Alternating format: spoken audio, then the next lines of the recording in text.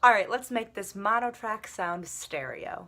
Hi everybody, this is Brenna, and today I'm going to be showing you how to take a mono track and make it sound stereo. Now obviously the best thing to do is always record in stereo in the first place.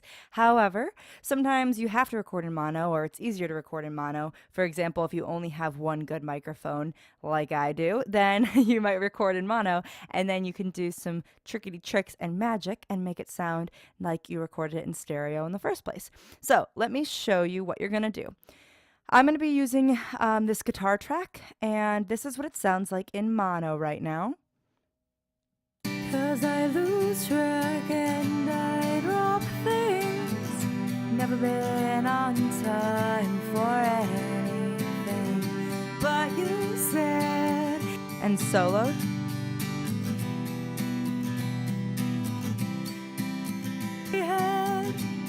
So it doesn't sound bad, but it definitely can be better. What I did is I start by taking just that track and making sure I have it set up exactly the way I want it. So I have the compressor and the Pro EQ effects that I already want on this track. I made sure I really liked the way it sounded. And now that I'm pretty much done doing all the other mastering to it, I'm gonna make it sound stereo last. So that's the last thing I'm gonna do to that track. Okay, so the first thing I'm going to do is I'm going to duplicate this track. Okay, I'm clicking duplicate track with events. And by the way, I'm using Studio One, but this concept works no matter what DAW you're using. Okay, so I now have two completely identical copies of the exact same track. Now I can't just pan one right, pan one left, because then it'll basically sound the exact same, just louder, because there's two of them now. So let me show you what you have to do. I'm going to start by taking one of them and I'm going to label it left, and the other one, and I'm going to label it right. Okay, and you'll notice, like I said, I already put on the other mastered effects. So if I go over here, it's got the exact same stuff on it. Okay, compressor and EQ, and they're the exact same curves and everything.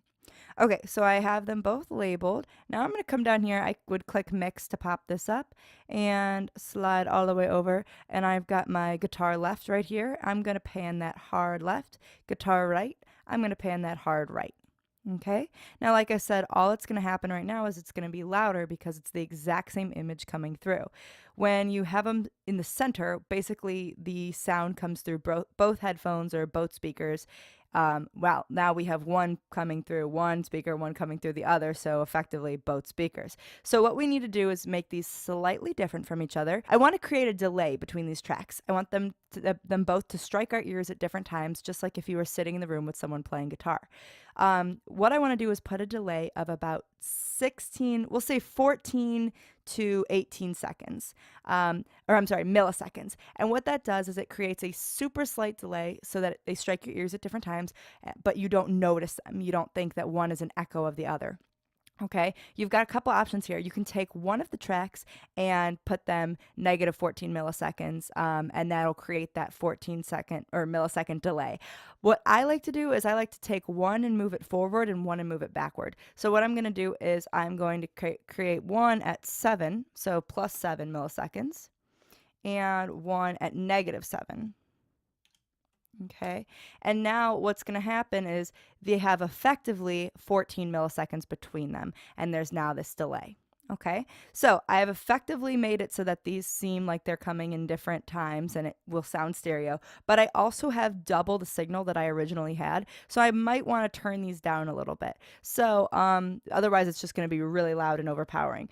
Okay, so I've got those all set, and I now have my stereo guitar, so it sounds like this. 'Cause I lose track and I drop things, never been on time for anything, but you said in this very bed. So you can see that it sounds much bigger and more like you're in the room with the music. I will never understand.